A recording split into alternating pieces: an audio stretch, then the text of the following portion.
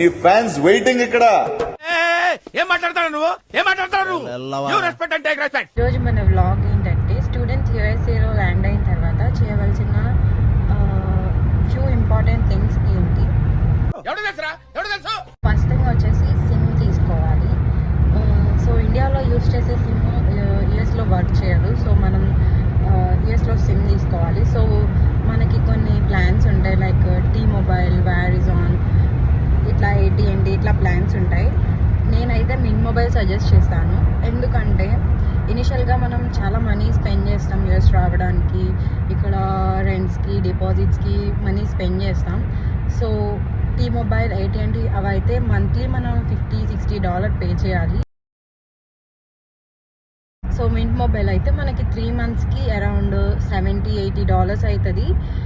Unlimited calls ఉంటాయి and 15 GB per month వస్తుంది. ఈ మాత్రం ఇస్తే చాలు చెల్లరగిపోతారు.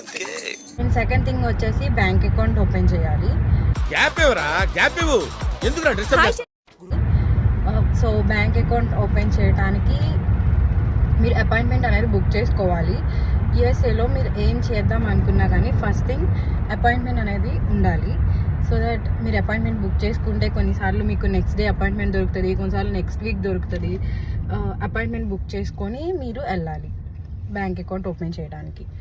అండ్ కావాల్సిన డాక్యుమెంట్స్ ఏంటంటే మీ పాస్పోర్ట్ అండ్ I-20 సరిపోతుంది బ్యాంక్ అకౌంట్ ఓపెన్ చేయడానికి. ఈ 2 things నేను చెప్దాం అనుకుంటున్నా. ఎవరైతే స్టూడెంట్స్ కొత్తగా వస్తున్నారో వాళ్ళకి హెల్ప్ అవుతుందని. Thank you. నా పెర్ఫార్మెన్స్ మీకు నచ్చినట్టయితే స్మాల్ బాస్ అని స్పేస్ ఇచ్చి పద్మశ్రీ PADMASRI అని టైప్ చేసి 555555కి SMS చేయండి. Please vote for me. Thank you.